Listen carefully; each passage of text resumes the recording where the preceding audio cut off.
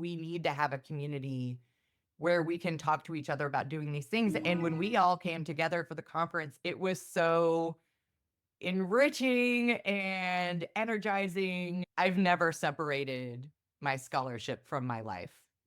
Philosophy comes to my life doesn't come to philosophy. What you are afforded, who is afforded what, who designed the space for who. And I think that space can be a physical built designed space, or it can be a socially built normative space like academia.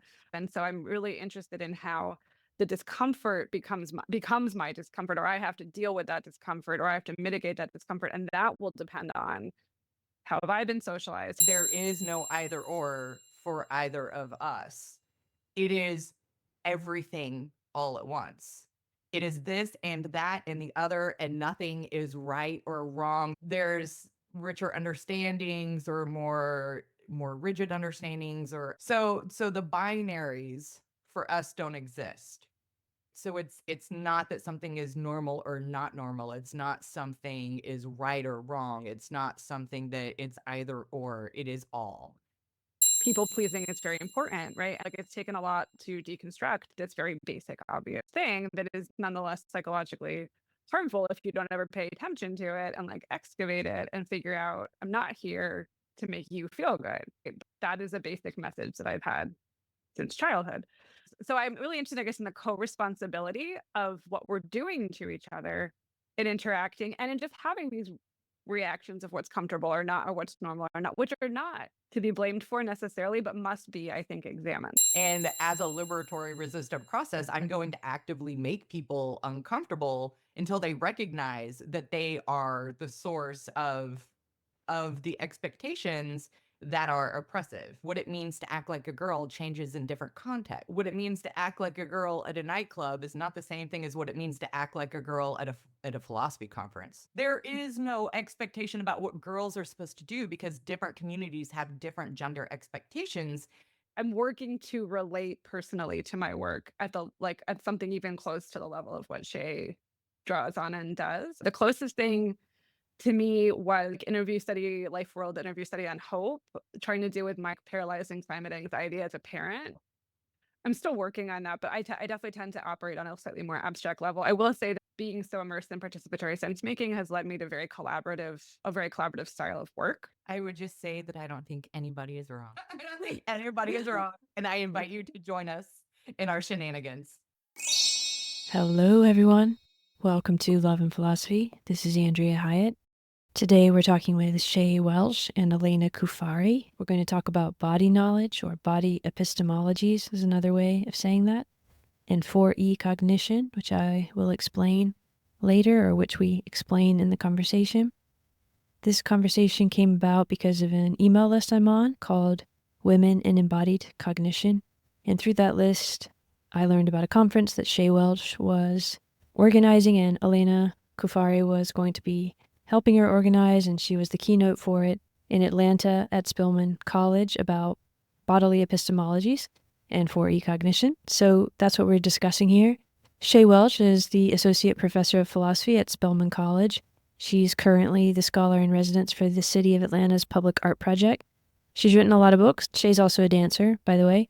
She wrote Phenomenology of a Performative Knowledge System, Dancing with Native American Epistemology. Elena Cuffari is a professor at Franklin and Marshall College in Pennsylvania. Elena is also well known for her writings and papers in philosophy, and also a book she wrote that's very well known in action or in active cognition called Linguistic Bodies, The Continuity Between Life and Language. She wrote that with Ezekiel de Paulo and Hannah de Jager, two very important people in the field, which you will hear more about in other episodes. So, body knowledge, bodily epistemologies. To put it in a very too short sentence, it's about the body as a source of knowledge. So, we're thinking about the body itself as a way that we come to know the world and to know ourselves as well. And 4E cognition is very connected to that.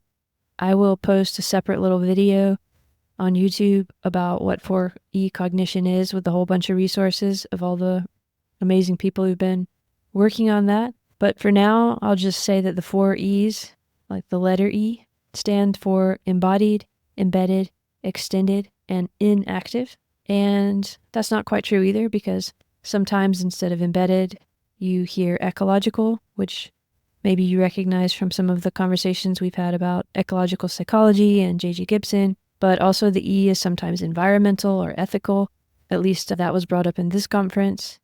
I also think of the E as emotional sometimes, because we don't think of cognition as emotion, but actually it is, at least in my opinion, and I think others agree with that too.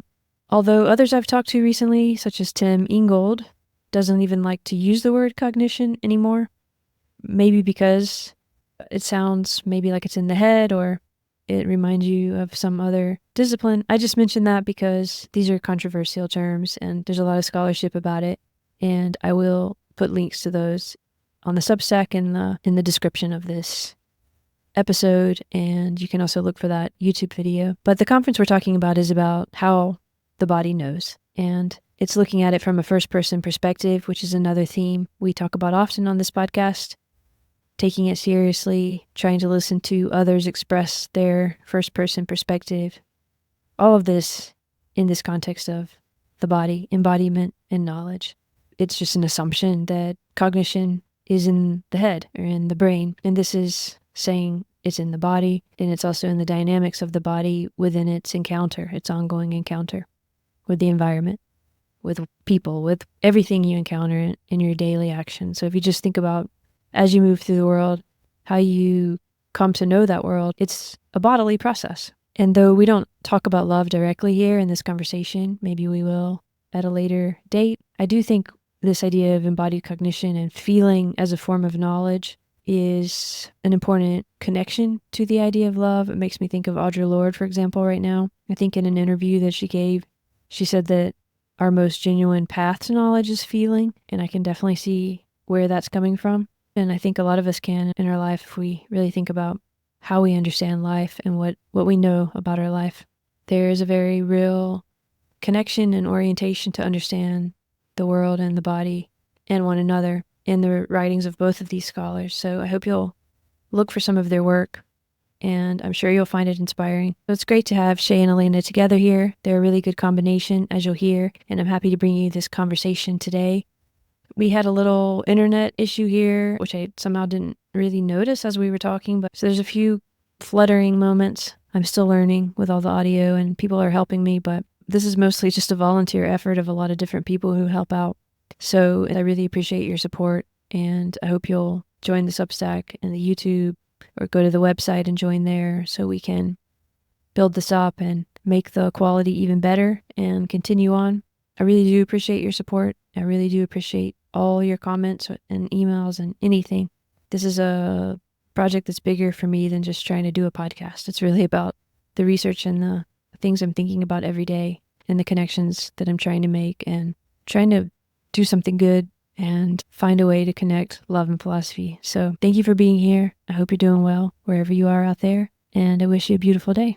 Thanks for having us. It's very fun. So I just thought to start, for people who don't know about the embodied cognition and the women's embodied cognition group, which you're both part of, and we're going to talk about today, and a conference that you recently put on. Maybe you should just introduce yourself, just give a little intro, say what you're interested in at this moment. Okay, I am Shay Welch. I am a professor at Spelman College, which is a small liberal arts college for Black women in Atlanta. I do a lot of different things, but currently I am writing in two separate areas, both on embodied cognition. One of them is on the role of public art in democratic participatory sensemaking, and then the other one is on embodied cognition related to madness. Oh, wow.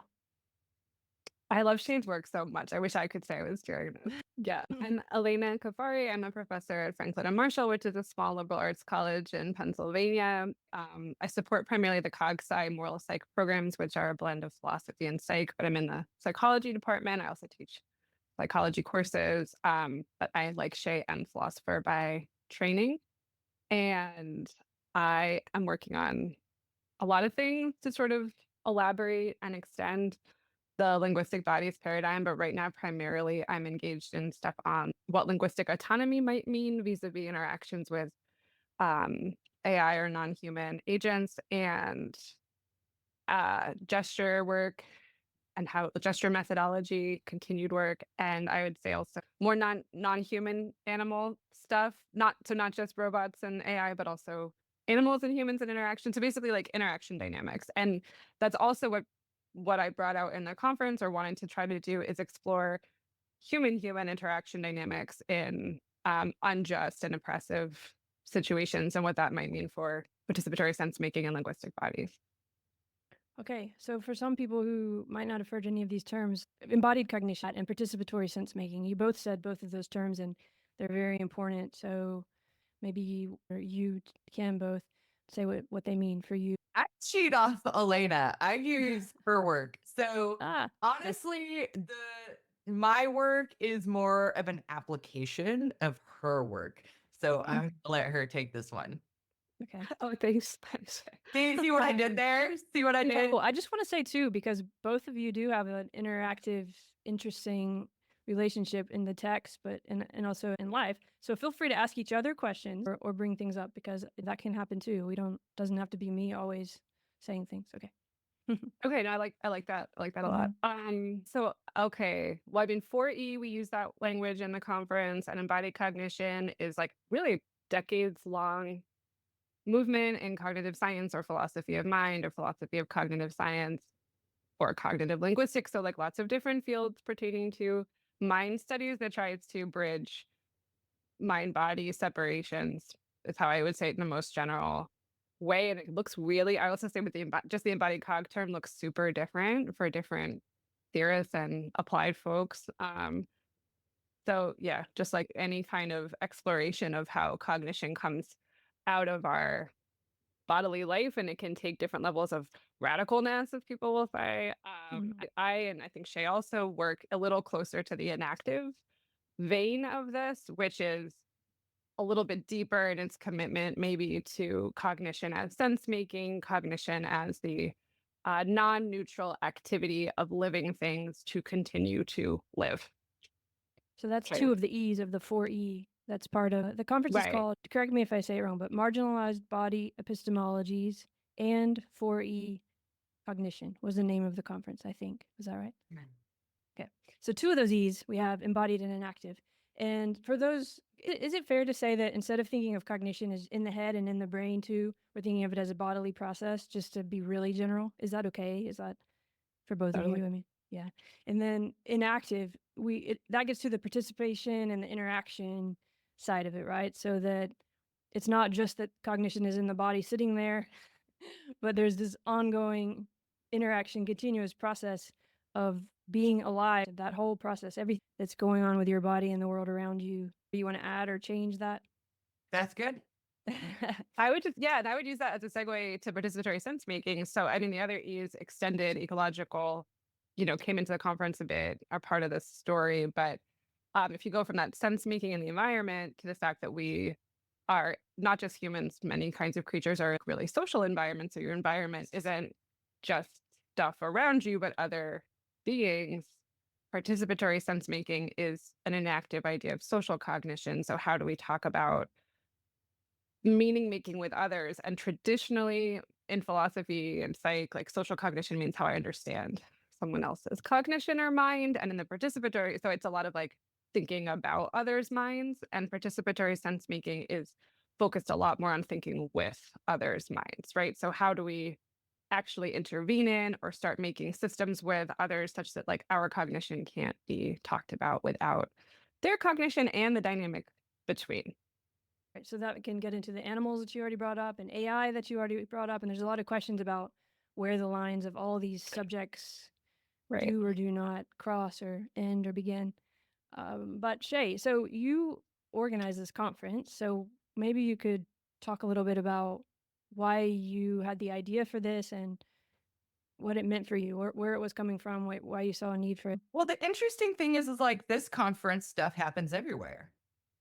This stuff happens everywhere all the time. The problem is it's not done in the embodied cognition language. Good point. And a lot of the things that I fuss about, and the reason why I made the group is because one, so many people have been working on this all along. And so it's important for the people who are doing embodied cognition, and especially in activism right now, to recognize that the true roots are in, feminist and specifically a lot of indigenous and Black feminist epistemologies of the body. And also that you don't see a lot of women and people of color writing in activism. And even when they are, they're not really cited or included that much. There are a couple of big names, obviously, like Elena and Hannah and Michelle, right? Mice are really popular. And I think Miriam, I Giovanna, think Miriam Castello is in one of your papers. Yeah. yeah. And so, like, even right, Maxine Sheets Johnstone was doing this a long time ago, but like she's not considered an embodied cognitive person. She's just kind of hijacked in a certain kind of way by certain kinds of people. It's sort of interesting, right? So before this, I was prepping my class notes and I want to read this to you. So the book is called Oppression in the Body. I'm using it in my intro class. And the author, her name is Carla Sherrill, and the title is called The Oppression of Black Bodies, the Demand to Simulate White Bodies and White Embodiment. And so she says, my somatic experience of on and in as I write these words is very different. I have the embodied sensation of racism on the surface of my body, and not wanting to let it to be in and absorbed into my skin forms a barrier. That racism can be scraped off if I can catch it fast enough. I can do this removal with objects that do not damage but soothe and refresh my precious Black skin, perhaps a loofah or a freshly laundered washcloth. The racism that makes it past the permeable boundary of my skin requires a different removal process. In the writing, it often shifts, sequencing to smaller size and lighter weight, then out of my hands and feet. I am aware that some of it does not leave my body, is a pattern somatic marker that I have learned to meet and greet without demanding its removal or exit. I wish to transform it rather than strengthen its initial wounding purposes that entered from outside my body.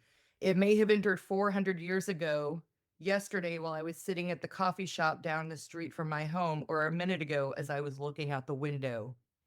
She says, I shouldn't have to be doing all of this work. This is not mine. My anger has arrived, heating my ears and buzzing my upper chest.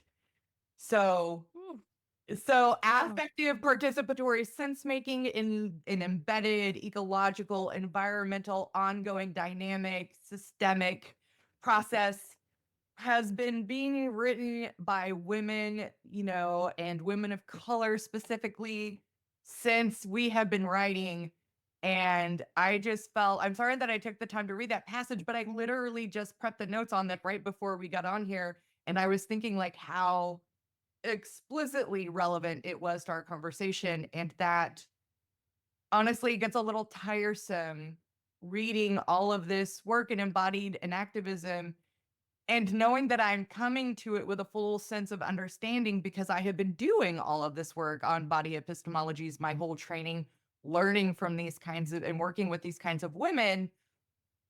And that's why it was such an easy transition for me to use this language, is like I already knew it. I already knew it. I just kind of had to pick up the language that the men were using in a certain sort of respect. So like when I read Hannah and Elena's work and all of that stuff, like the way that they write it, it's just a natural, more technical, scientific articulation of these body knowledges itself. So I just was like, we're already doing it. Why don't we make it more explicit? And why don't we get together and have these conversations together? Because while this stuff doesn't exist in the upper echelons and the older, more maybe prominent generations above us, maybe a generation or two above Elena and me, the younger, like, especially the graduate students, are doing this work. They're blending and applying this work. And I was like, we need to have a community where we can talk to each other about doing these things. And when we all came together for the conference, it was so enriching and energizing, and it was great. And Elena was there as like our expert, and it was just a wonderful time, and like all of the papers It were was. amazing. And so that's why I was doing it. And then I think that when I was talking to Elena about it, she was just so incredibly supportive that it became, sort of a collaborative venture. And I think we're looking into pursuing more versions of this in the future. Yeah, it's great that you corrected that it's these ideas are out there in a lot of places. It's just I wouldn't see them normally in this philosophical world. So that was really refreshing. But yeah, did you want to say something to that, Elena, what she just said? I saw you kind of no. Okay. Yeah, okay. So there's so much in there and in that quote you read, and I guess to try to make that real, I mean, because I can tell you really feel passionate about this. I think you've been at Spelman for over 10 years or so, haven't you? 14. Okay. So this is Yeah. not like a new subject for you, and you've been teaching these subjects, and I looked at your classes, you're even teaching Native American philosophy and things. You're doing a lot of things that just doing this show, people often ask, where can I find these things? Are people teaching classes on this? Younger people who want to learn philosophy. So it's great that you're doing it. I do hope it's starting. I do hope this becomes more normal in academia.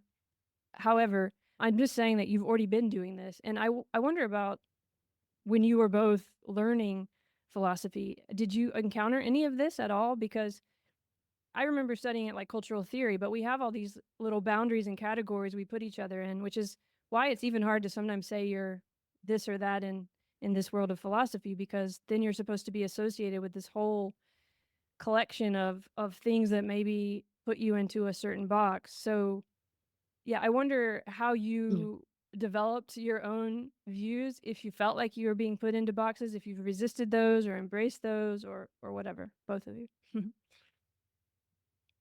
Okay, I'll start. This Sorry, is and an then interesting you one can for do it. you. I was thinking when Shay was even speaking so wonderfully about these other traditions that infuse, especially some people's approaches to my own like very unique grad school experience at the University of Oregon, where I went to study with Mark Johnson to continue cognitive linguistics and embodied language work, but did a whole like side master's piece that was really on feminist phenomenology. And it was a place where I could study feminist phenomenology with Beata Stavarska and Bonnie Mann, but I also was in a philosophy of race and Latin American philosophy reading group way back. This is like years before 2010. I'm dating myself, but like you can see that in the talk I gave too, because I went back to some of that literature, but with Naomi Zach, Jose Mendoza, Grant Silva, George Forlas, like there was the whole community studying those kinds of philosophies at the same time that I was studying philosophy of cognitive science. And it was like really unique to be able to blend that. And I think, so I got to experience like this very pluralist philosophy environment. And then I remember going to conferences. I would often go to like cognitive linguistics conferences and still do. And those are always happy for me. But I would go to philosophy conferences outside of this Oregon bubble and I'd be like, I do not know what is happening here. Because this was a department where half the faculty were women, again, before 2010, and everyone had to take 2 feminist philosophy courses, and everyone had to take 2 American philosophy courses. And some of the American philosophy professors were starting to do indigenous philosophy a bit. So it was, I think, actually really unique. And there are other programs like that in the US, but they are their own. And I know that, when you then interface with larger bodies, especially in the US, it is a different experience. And so I went to Europe after that as my next step and found it very smooth and continue to have a lot of connections there because it's just a different world, I'll say, for now. Both for linguistics and for philosophy, that was my home. Yeah. It's still rare to find. Actually, I was going to ask, is there some kind of resource where you could find, for example, a list of phenomenological feminist philosophers to study? I mean, I think Shay would even probably know better. She is the queen of the lists and the listservs and the communities. Yes, absolutely. So I don't know, you do neuroscience, so I don't know, do you know Beck Todd? Rebecca Todd, she's like huge in neuroscience, and So she just asked me for a bunch of these resources, and I just sent her, as I did some of the embodied cognition guys, I just sent her my bibliographies. Oh, Right. So historically, I have always written on. So sort of like there are a couple of bubbles that do what we do. And so I went to a program called at Binghamton University called SPEL, which stands for Social, Political, Ethical, and Legal Philosophy, which also requires it's both analytic, continental, and phenomenological. And it was majority women professors. And you had to do non-Western philosophy as well. So I originally started at Florida State, which was a philosophy of science action theory department, and I had to study um Latina, indigenous, and feminist philosophy independently. And then so I made the move to go over to Binghamton. So it's sort of like I'm sure Elena's work and my work just like bibliographies that has all of these like non-Husserl phenomenologists in it. So I think that we could easily share those bibliographies. There are resources all over the place, but honestly, like finding people who write on this stuff and like our recent work. So like a lot of my last two books have an equal amount of embodied cognition and an activism and feminist embodiment phenomenology in it. So those would be easy to just share out. So why is this so hard to combine academically? Why is this so hard to talk? I mean, I don't want us to sound like we're so great. We know all these resources and we know all that we've been reading these things forever, because it's not about that. It's about having a lived experience and then needing to find people who've experienced something like that who are also trying to work through it philosophically. So it's actually about trying to understand these lived experiences in philosophical life and the things that we're experiencing every day. So why does that get somehow extracted when we go into academia? Do you have any insight from your experience with working in this way? I mean, I guess you've encountered pushback, or you've just seen how people think they know everything and they're just excluded whatever in their it's worldview. a complicated question. I think it's a really complicated question because I think a lot of it, I don't want to sound too cynical here. I think one answer is just like who's doing the work at the highest levels, who's editing the journals, who's putting on the conferences that everyone wants to go to, who's hiring people, who's getting hired. Like that's part of it. Who's getting hired and having grad students and then having like their work continue. And so there's that side.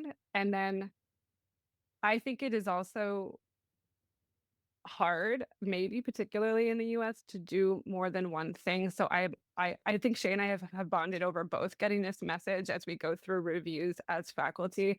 Why are you doing things that don't fit together? Why are you doing so many different things? You can't possibly be doing them well if you're doing different things or combining things. So I mean, we know that interdisciplinary programs have a hard time. People love to advertise them. They don't like to fund them. They don't like to do the work of integrating people, and running more programs always takes more human power. So I think there's like the kind of, it's like a network of distributed power that no one person's responsible for, that is generally making it always a battle to work at the edges of things. So I always worked at what I felt like were marginalized philosophies and marginalized theories of language and linguistics and marginalized theories of mind and cognitive science. And so I'm used to it, but it doesn't mean that there's not frequently costs actually. And just a very basic example, like journal reviewers, and one person will be like, yes, and the other person will be like, Yes. what the fuck? That's because they're just coming from completely different. They come from where they come from. Yeah, Yeah. of course. Yeah. I think you're right. This is so hard to talk about, but I also feel like it's the thing we need to talk about. This whole beyond dichotomy idea, like it's very hard to understand that we are coming from different paths, and so we have different perspectives.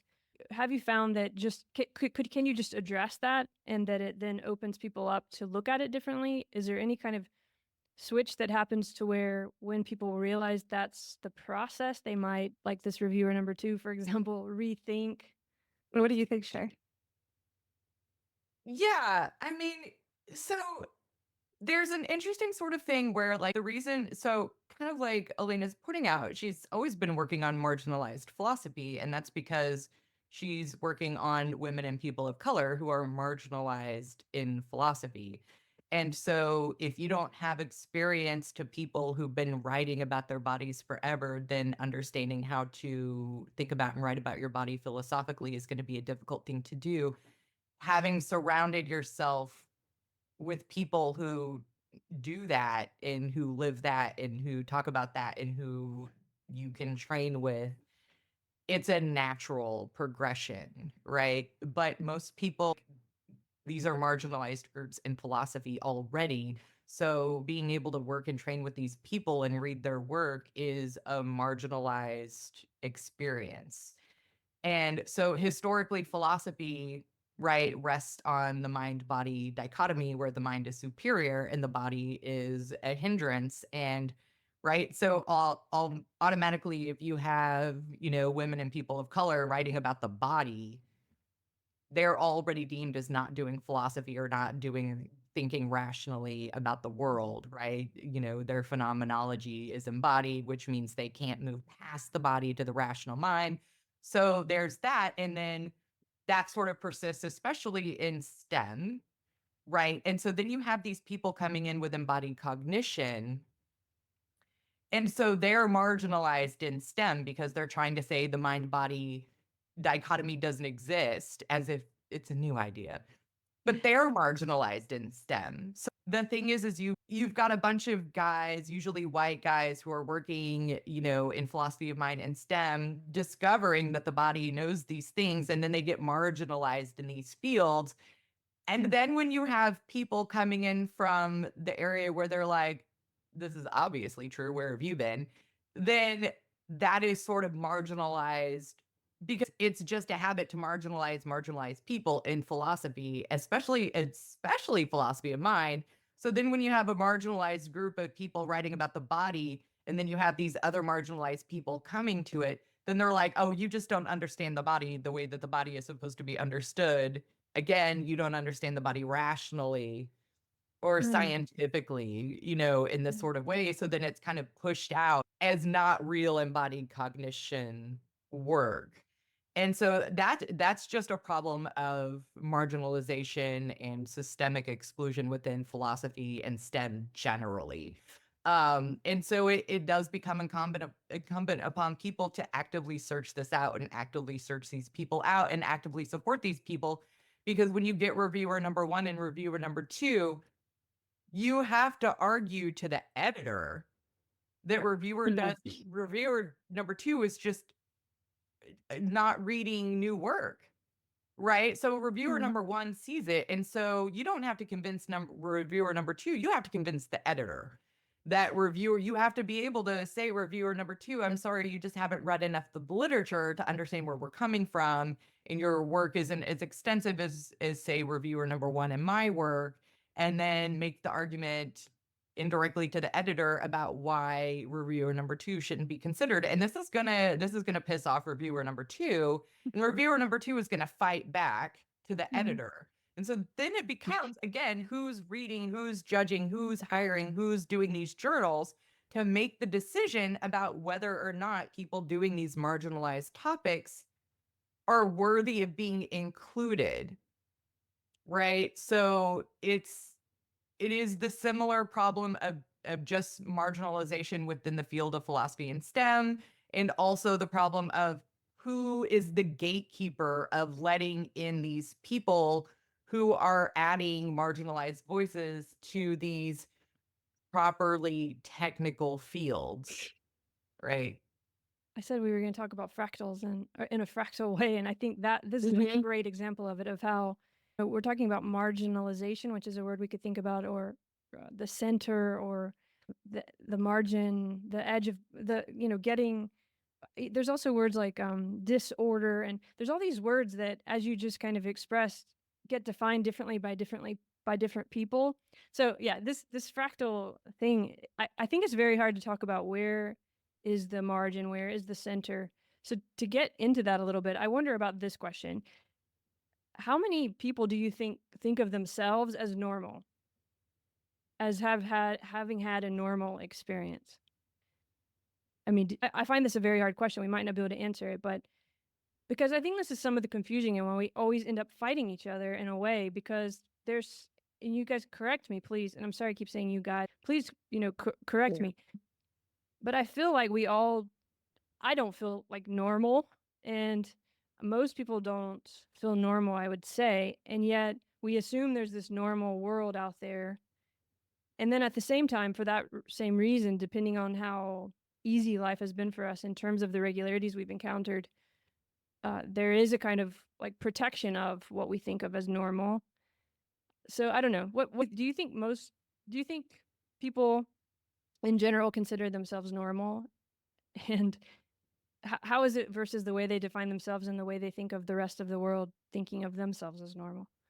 I know that's kind of hard to talk about, but do you see what I'm trying to get at? Elena, I'm going to let you answer that one, but I'm going to throw in a useful term to get rid of you guys as y'all.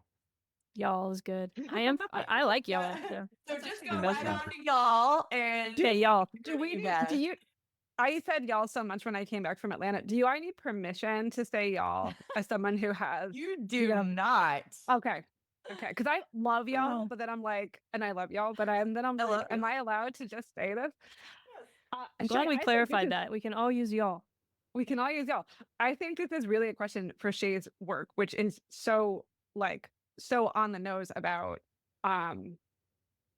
being interpolated as not normal, being normal or not normal, like the way that this shifts in different contexts. I don't really know how to start answering it. I will say that as we were talking about the gatekeeping and the power structures, and I always wrestle with how much of this is myth and how much of this is real, and how much of our believing in the myth is part of the problem. When it comes specifically to academic cultures, and there is room, there is change in them for sure. I don't think there's like a dark secret society of people in robes being like, we shall keep out like this and this. I don't think it's like that. But this much broader question of how do people see themselves as normal? Again, a theme of our conference was first person perspective. That was actually a really big theme of the conference, and maybe was in one of the titles initially, or was in the invitation that Shay put out for the kind of work that she was looking to have done. And I mean, I think that even just that question of like, what is the lived experience of first person perspective needs more study, and maybe do you feel normal as part of that? And what we talked about in a lot of the papers and talks was about how other people have a role in the first person perspective. So I kind of tried to introduce this notion of like an impure first person perspective because of the other that's always involved. And this is an old idea in existential phenomenology, but I think it has a very different vibe when we're taking it through the lenses of race or gender, neurodivergence. So yeah, I mean, I think that there are going to be times and people with whom we feel normal, and then times and places and people with whom we don't feel normal. And I think that the proportion of those shifts has something to do with oppression, and has something to do with who the world is built for, right? Socially and physically. But I want to hear what Shay has to say about this. Well, I'm thinking of it from a different sort of perspective. So, right. So, like, if you would ask anybody if they feel normal, everybody would say no. Nobody feels normal. And also, to say that you feel normal is to assert in a world where marginalization is so buzzword that they would be like, no, I'm normal. Like, nobody would say that. No, and Even if they thought also, they were if you would ask a lot of if you would ask a lot of dudes in philosophy if they think they're normal, they would say, certainly not. Either I got beat up in high school because I was a nerd, or I'm so smart that I just can't communicate with the normal people. Right. So even if you ask people that we might consider in academia if they're normal, everybody would have a good reason why they're not normal.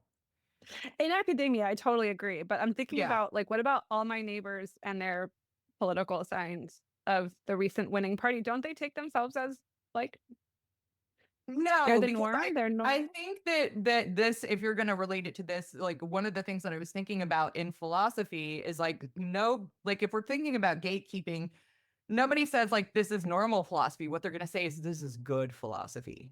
Yes. or this yes. is real philosophy, right? So when I've done Native American work and submitted for grants, the comments didn't come back from reviewer number 2, in fact, that it wasn't normal. What they said was it wasn't real. So one of the comments was like, there's no such thing as Native American philosophy. It was never sophisticated enough as a system of thought to count as a philosophy. This would count more as Native American, like the best category for this is Native American religious thought. Right. And so I was doing Native American epistemology in an analytic sense, and reviewer number 2 says this isn't real philosophy. And so that's another thing is like, or it's just not good. Like it's messy, right? It's not clean. You're talking about affect and somatics in a way that doesn't, bring in molecular neuroscience, right? And in somatic markers, right? When you're talking about intergenerational trauma and body memory, like this is body memory for trauma is a different sort of thing from body memory in terms of embodied cognition. It's just not, it's messy, right? So nobody's going to say this is not normal. They're going to say this is not good, right? And so that's sort of the thing. And then I would think that when we think about politics, and I have a pretty unique, as a raging leftist, I have a pretty unique perspective on politics, because what I tell my fellow leftists is like, you're half the reason why we lose is because you say I'm better. Mhm. I have the morally right position.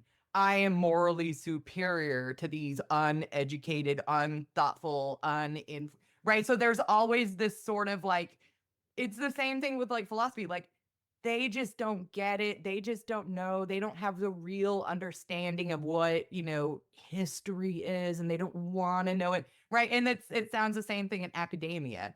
So I just don't think, and I don't think I've ever heard anyone say, I'm normal. And I just don't think anybody would, because it institutes a sort of privilege that nobody would want to step into that position and say, I am the norm.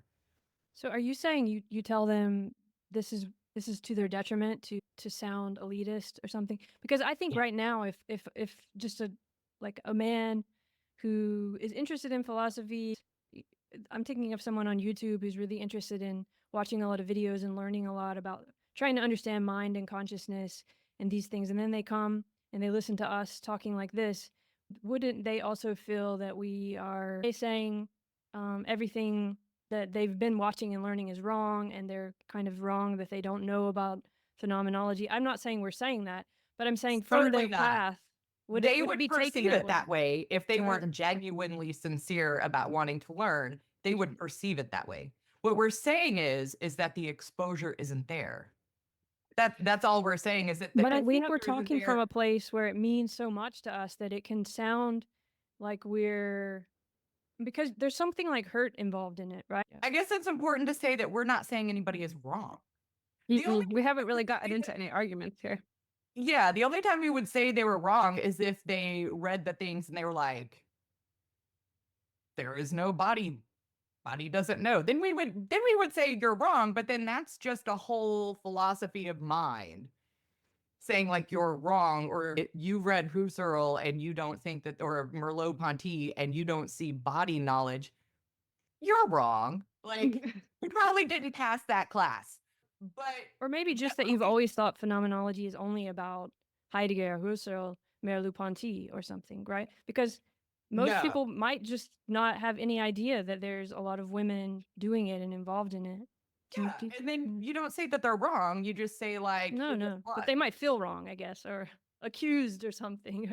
Well, that's just fragility, right? So that's what we call white fragility and masculine fragility. That's on them, right? So if we're very specifically saying, oh, no wrongness, no judgment, and this is a woman's thing too, like, and there were like Black women in philosophy who get to graduate school and undergraduate school and have never read Black women in philosophy because they don't go to a program that does, one of my students is in a program that doesn't have any Black women philosophers, and I'm assuming they don't read Black women philosophy, so she's having to find it somewhere else. And not being a Black woman and not knowing that there are Black women doing this work doesn't mean that we're just saying that's unfortunate.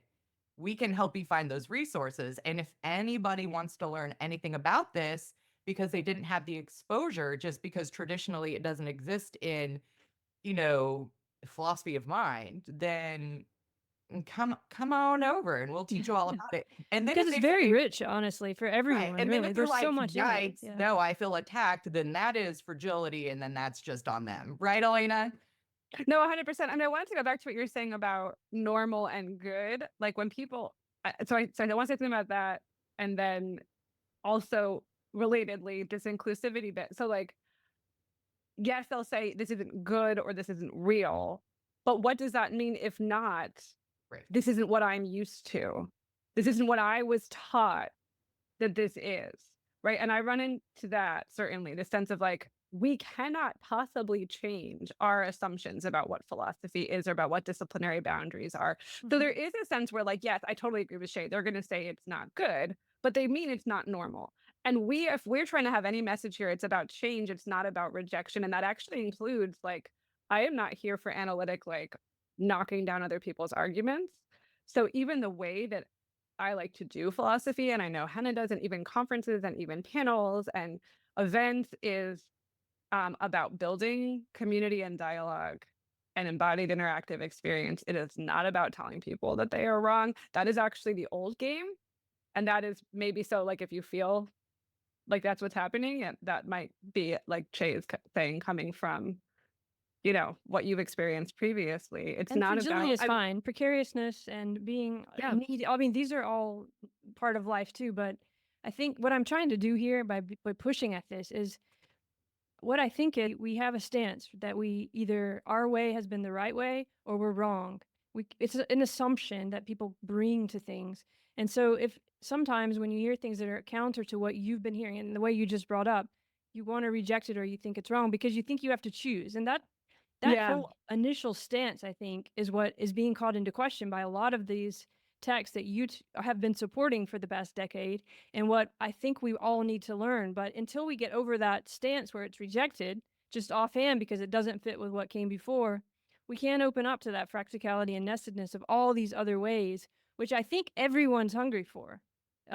It's just that there's something about the stance we take where we have to reject immediately, and then and that's what I'm trying to bring up, because that hurts me a bit that happens, because a lot of these stories and the what's in your bibliography, for example, I think a lot of people, no matter how they've developed, are hungry for at the moment. It's really, really rich with a lot of that. So I'm just trying to get over that initial, if you've never heard of this before, then everything you know before is wrong, kind of. I guess I would just say if somebody's already hungry for it, that they just wouldn't have that assumption. And I've just not been around anybody who carries that assumption. So, I mean, there are the older people. Like I would say like scholars in their 60s would be more like, I reject this because it's not where I'm coming from. But I just don't think that I've ever interacted with anybody academically who has at least interacted with me. But I guess nobody would come to me with that assumption. I think they would just know better. Or I would just think that if they had that assumption, they would just have no desire to talk to me or to read me. But I just assume that if somebody is hungry, that they just wouldn't have that assumption. They would be like, I'm hungry for this. I want to hear this. Where can I get this? If somebody's hungry for it, they wouldn't already assume that they were being told that they were wrong. I guess it gets to those layers of what's the self and what's the body that you bring up in your paper, and Elena, in your talk too. I think it's really wonderful the way you're looking at the difference between the I and what that really means, because what you say, Shay, is right. At the same time, it's not, a lot of this isn't done in a metacognitive kind of sense. I guess what I was trying to get at with the reviewers, there's something going on there that someone's thinking through something and then rejecting it. there's some kind of stance which just orients us towards things or away from things in a way that's a little bit different than that we've rationally thought it through or whatever. We might say we're perfectly open to it and talk in that way, but when it comes down to really letting it, penetrate that part of us. I think that most people say that that's discomfort. But that's So a big people thing. hear it and they You have feel to embrace discomfort. Yes, but that is, as you're saying, like it's a hard thing to do. So even if rationally you're open to it, the discomfort that you feel is going to have an influence. Which I'm glad you said that, because I think you or many people who write from this perspective have understood that in a way, right? What discomfort is, what it means to embrace it. Like maybe that is that connected at all to your philosophies or to the marginalized bodily epistemologies? Do you see any connection to that? Talk about your I eye, think Elena. She brought up your eye in the self. Oh, yeah. But then the discomfort part, I don't know how to tackle that part as much. So I'm thinking about that. I was thinking about Shay's recent papers actually when you asked that question about discomfort and informing philosophy. I don't want to keep going back to the reviewer question, but I think like it's so hard to get into a place of openness and reviewing articles for free when you're like overworked to hell is not that place probably. So I also, I mean, there are a lot of conditions we need to have in place if we really want to pursue truth together, whatever that looks like, as opposed to just like doing the jobs that we've inherited in a sense. What was the part about the eye, or do you want to talk about discomfort? Well, I'll come back to it. Do you think there's a kind of orientation of we have to choose the right philosophy, or this is the right way? Is there any orientation like that, or is there overall in academia? Do you feel any sense of that you have to choose one way or the other, or do you feel there's a sense of openness, like we can have all kinds of many different sorts of epistemologies or ontologies, and they could all be beneficial? Or is it like this, you have to choose one and one has to be right or wrong? Just in general. Personally? Yeah. Or Like just what do you, not for you, but do you think yes, no, what did you?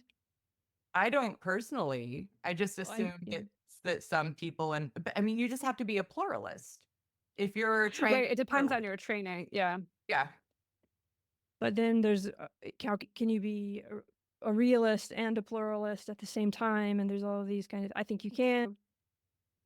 I guess what I'm interested in is, do you think, or have you seen it change over time, that we can incorporate many different, for example, the I, many different ways of thinking of what the I is philosophically, and that it doesn't only mean if your paper gets sent to the people who think of the I the way that you think of the I, whether or not that paper gets through or not. Is there a widening of that, or is it still very much you call yourself a certain kind of philosopher and you need your papers reviewed by those kind of philosophers to get them through?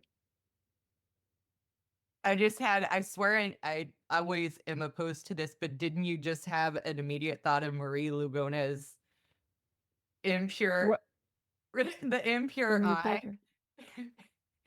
Yeah, no, I mean, I just like the world traveling, and is it possible? Is that what you're thinking, Shay? Well, no, she talks about that impure eye, about the eye having so many different ontologies. I mean, I guess it would be as a result of world traveling in a certain sort of sense. But it's in that book, right? Yeah. It's a different article, I think. I guess it just like it's really a training thing. Like to me, I'm just like, who wouldn't? But then there are people who do, where they're just like, oh, you have to be consistent. And then the thought of a pluralist is that the fact of multitudes is consistency. And so we might think that somebody who thinks that you have to pick one thing and stick with it, what I think is like, how unfortunate. How unfortunate and narrow and unenriched. But I mean, if somebody feel like it's it's hard to just say, I don't know, to just be like, you're wrong. You know what I mean? Whereas, as a pluralist, I just say, oh, you could just, there's so much about the world and the universe that you can get from recognizing pluralism as a realism. Um, but Yeah, I feel you're gonna have people in computer science being like, yeah. I feel like an almost obsessive need when I talk to someone and they're saying something interesting to like collaborate with them or find the points of connection. And I just I can't speak to beyond that. I also am in a really like I'm a philosopher in a psychology department. I don't think I can anymore talk about the field of philosophy and like what it's up to these days for people who are entering it. Like, do you know what I mean? Like I've sought out niche places my whole from the beginning. Yeah. So I can't speak to the non-niche, I guess. Yeah, well, same. the point I'm trying to get at, the bigger point is here I'll cartoon. Maybe this is going to sound terrible, but I just want to try to get into it because so marginalized body epistemologies. Uh, for example, I grew up in a certain way. We don't have to name all of these things, but because of that, when I'm interacting with people, I realize that they don't. What I'm doing doesn't fit to what they expect a girl to do, right? And so over time, you realize that you're not normal, and just because people are not, you're not meeting with what their expectations, uh, what they expect. Those kind of situations where there's kind of regularities in the way people act, whether they really feel that way or not. And when you don't act that way, you feel that it's different. And I Yeah. think those of us, all of us, probably have this at some experience, but there's degrees of it. There's degrees of it to where it really affects every moment of your life. And there's something about that if you're going to learn how to deal with it and live with it and be in the world that puts you're not in the center, at least not in terms of what's regular. And you have to feel the discomfort and you have to learn how to deal with it. And I feel like a lot of the literature that you both discuss in your own writing comes out of some kind of understanding of that is very rich. And that's what I'm trying to open up here. So yeah, I don't know. What does that bring up for you, either of you? I think that most of the stuff that I work with doesn't talk about their own discomfort. It talks about the discomfort of others. Can you tell me more? So it would be the idea of my my gender expression is my gender expression and it makes other people uncomfortable and that is a problem with the other people. So like and you would recognize that like what it means to act like a girl changes in different contexts. Right? So what it means to act like a girl at a nightclub is not the same thing as what it means to act like a girl at a philosophy conference. Whereas one of them is going to expect very high femme and the other one is going to be very anti high femme. Right. And so like Elena and I are going to be more on the margins at philosophy conferences with our, cute hair and glasses, right? Because that's girly and that's not how girls in academia act. Whereas, if you're outside or like girls in ballet are expected to act a different kind of way than girls who do pole dancing. There is no expectation about what girls are supposed to do because different communities have different gender expectations. And so that's the point about recognizing that other people have the discomfort because your gender expression doesn't really change unless you're code switching. Right. And then you're just like, well, this is my gender expression. And it's so unfortunate that other people are a discomfort. And as a liberatory resistant process, I'm going to actively make people uncomfortable until they recognize that they are the source of the expectations that are oppressive. So I don't think it's been a long time, right? So when she's talking about the oppression on her Black body in white spaces, she's not talking about her discomfort. She's talking about the discomfort of white people who are exposed to Black bodies that aren't conforming to whiteness in white spaces. So, at least where Elena and I come from, the discomfort belongs to the oppressor and not the oppressed, because the oppressed refuse to think of their body as wrong. Does it have to be either that- or there? I think that's a really good point you make. Thank you. It is about the discomfort of that, but does that mean also that it's not uncomfortable or difficult, The challenging? thing that's going on here is that like you are kind of, so there is no either or, and I don't think Elena would ever, either of us are going to say either or. There is no either or for either of us. It is everything all at once. It is this and that and the other, and nothing is right or wrong. There's richer understandings or more rigid understandings or other kinds of things, but that's, so the binaries for us don't exist, and we're not going to implement any sort of binary standards either on being or reviewer number two, right? So it's not that something is normal or not normal. It's not something is right or wrong. It's not something that it's either or. It is all. It is all, and that's what makes lived experience lived, I guess, in a certain sort of way. I mean, Elena, or do you see what I'm saying?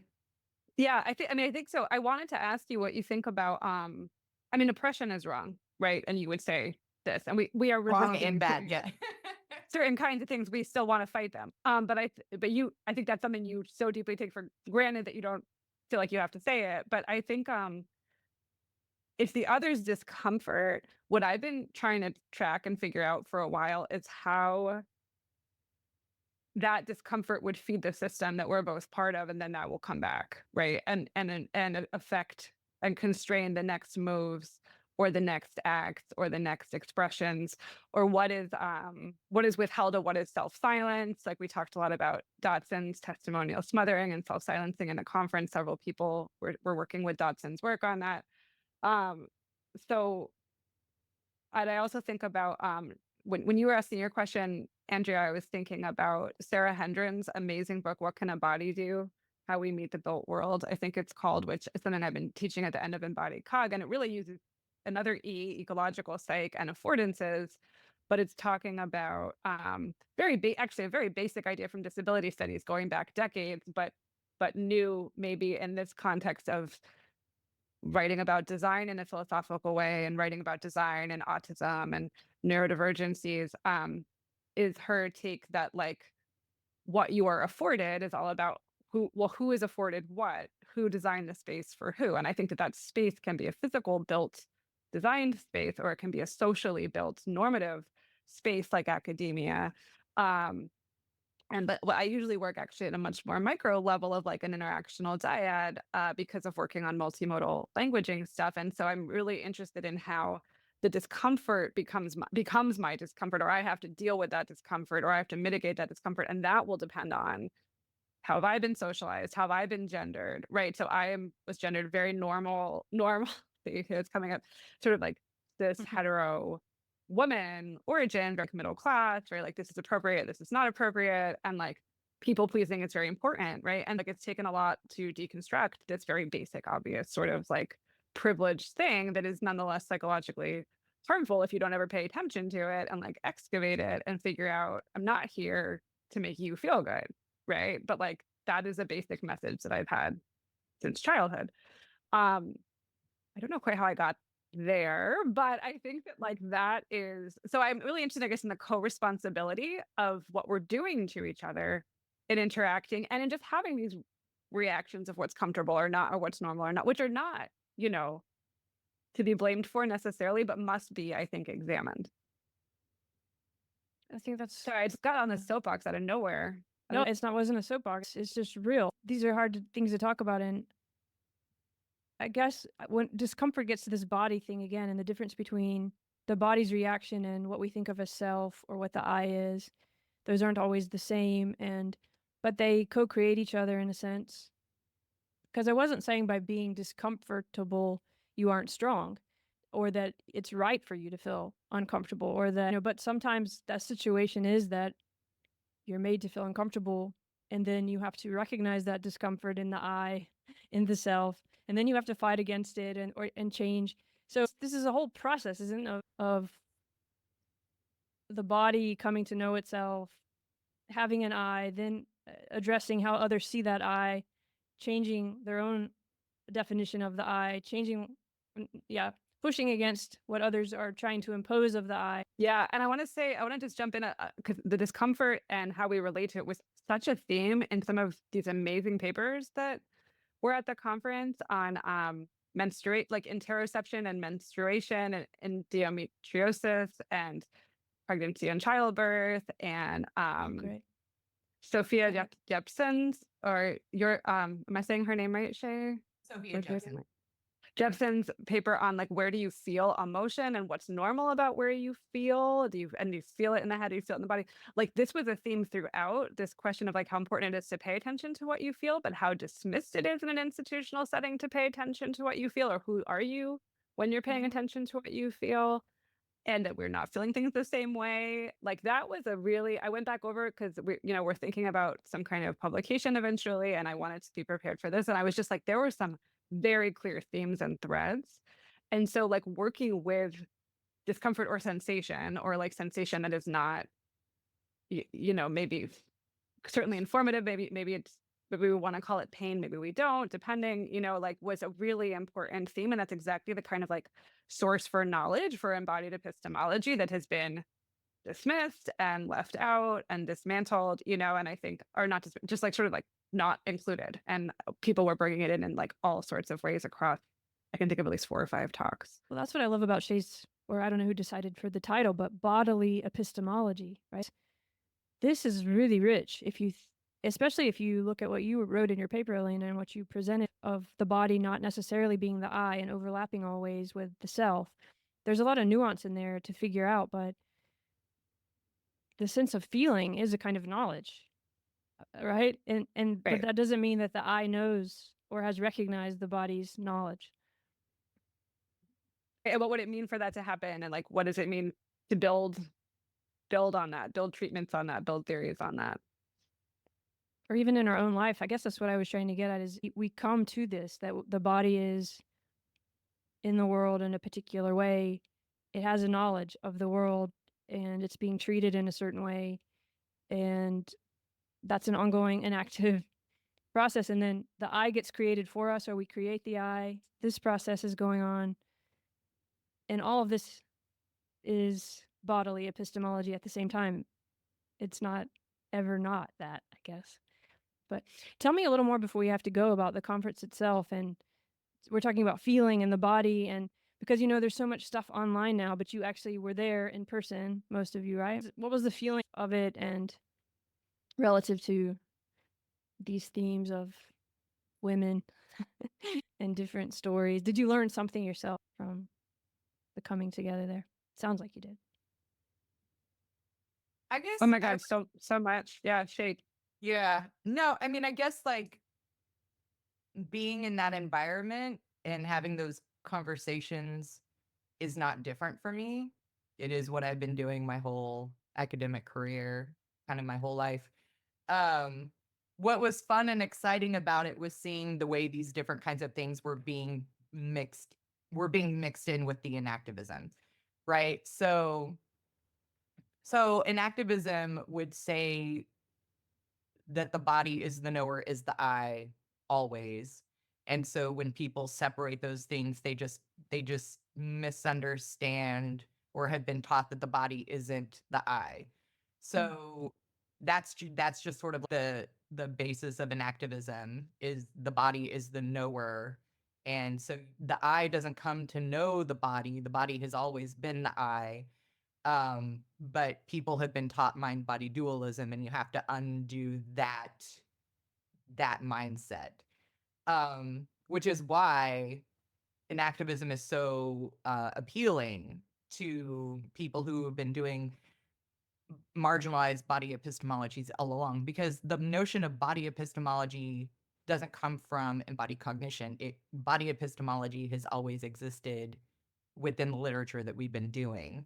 So I took marginalized body epistemologies from all of the things that have been done forever. I specifically used the term body epistemologies from all of these things, and then added it with 4E embodied cognition. So it's showing that two separate worlds are coming together. And so like we had so many things on pregnancy and indigenous philosophy and marathon running and like all of these different first person perspectives that was being like very technically blended in with an activism. And so it was cool to see other people doing what we had been trying to do and then doing it well and doing it on so many different topics that we were like, aha, this is not something unique. This is something that is growing.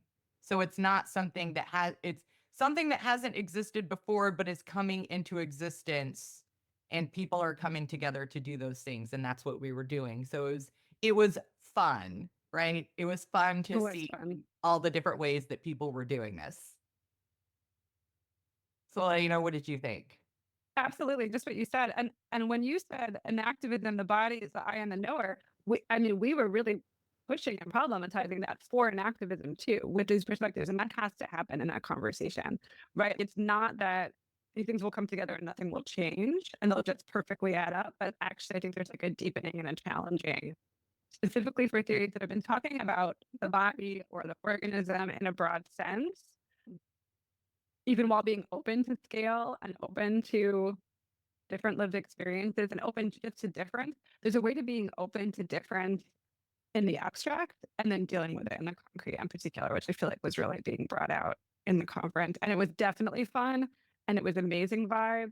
Shay's students, current and past, are amazing. And it was also just amazing seeing so many come back and be like, yes, I'm keeping on with this work and I'm going to bring it back home. It was really cool to see that too. And really an honor to get to be there for that and to meet them. Well, that's beautiful to hear. Before we go, I was going to ask both of you, I was going to ask if you're living this, if it's really your life and it matters in the way that you're living your life. And Shay has already answered that. I think, yes, because it doesn't seem you seem confused even if that there would be a distinction between these things, which is wonderful. But I do wonder about that because, it's not, I wonder how this is for your daily lived sense of self in the world, interacting with the world. If you see your philosophy as your way of being, or if you separate it still, or I don't know. It is my way of being. Especially if you notice, I write about everything that has to do with my life. I don't write about anything that doesn't have to do with my personal life. And I'm never going to write about anything that is not immediately coming from my life. So I've never separated my scholarship from my life. And my life has always been the basis that philosophy comes to my life. My life doesn't come to philosophy, if that makes sense. Has philosophy been helpful for you? I mean, we can't get into it, but you write about borderline personality disorder, and I hope at some point you'll talk about that because these papers are just incredible. But I guess I wonder, does it... I feel like I'm doing other people a favor. Yeah. I don't feel like 100%. I don't feel like philosophy has given me anything. I feel like I'm bringing philosophy things where I'm like, look, doesn't this make your life better by knowing this stuff? And how do you know that? Did it make your life better? Or it's just... I'm like, oh, look, I like this way of thinking. Now I'm going to take things about my life and give it to other people and be like, cool, huh? And it's going to be in a shared language of analytic philosophy, because that is the thing. It needs to be in a shared language for other people to understand it. So I'm not using analytic and activism to understand my experience. I'm using analytic and activism to help other people understand my experience. But in the way we've been talking about it, that even seems collapsed because you're living it. I guess it's almost confusing in a way because it is your bodily epistemology. And so even when we're talking about it, we're separating it a bit because with language, but you're living it, right? And yeah, and so it's not only that you're showing other people, but you're living it in a way that's hard to talk about. Yeah, I mean, I think it's easy for me to talk about. I don't think for me, I'm not confused about it, and I don't think it's hard to talk about. It might be hard for other people to take up. But then again, that's their discomfort. Or hard to not hear it through our perspective, another perspective, because there's something very radical about the way you're living and the way you're writing, that when you try to fit it into the way other people might be living and writing, which is sometimes removing self from the process in order to be able to process it. It's different. So it can feel very striking, but for you, it's what you're doing is what I'm saying. Elena, what do you think about all this? Yeah, maybe Elena doesn't feel like it's as natural as I think that it is. No, I mean, I think it's great to hear Shay's account and method. And I meant to ask Shay when we were together how she writes so many books. I still plan to ask her this and get advice on it. But I think I don't, yeah, so I'm working to relate personally to my work at at something even close to the level of what Shay draws on and does. I think it's very implicit, or for historically, it's been very implicit for me, like why or an abstract and intellectualized, why I have the interests I have, why I work the way that I do. It's something I'm still trying to reflect on and explore. The closest thing to me was this kind of interview study, life world interview study on hope, trying to deal with my paralyzing climate anxiety as a parent. But it was certainly work that is messy and bringing a lot of things together in a way that I'm not sure makes sense yet. And so I'm still working on that, but I definitely tend to operate on a slightly more abstract level. I will say that being so immersed in participatory sense making has led me to a very collaborative style of work, I guess. And that's important to me. And that's also something that's not always translate well in philosophy, although I think that's changing quite a bit. I think so too. And I would love to now to ask you about language, but I'm not going to because we need to go. But I hope we can put it on pause and talk in another time and talk about your specific writings. But for now, I think we at least introduced a lot of the themes of the conference and talked about them in a way. And I just want to say thanks to both of you for your different approaches, both very moving and effective. I hope everyone will go read your stuff now. Is there anything in the end Thank that you want to say that we didn't make clear before we go? I would just say that I don't think anybody is wrong. Okay. I don't think anybody is wrong. And I invite you to join us in our shenanigans. Wonderful. Thank you. Thanks, Andrea. And thanks, Shay. All right. Thank you both. Okay, thanks. Talk soon. Great.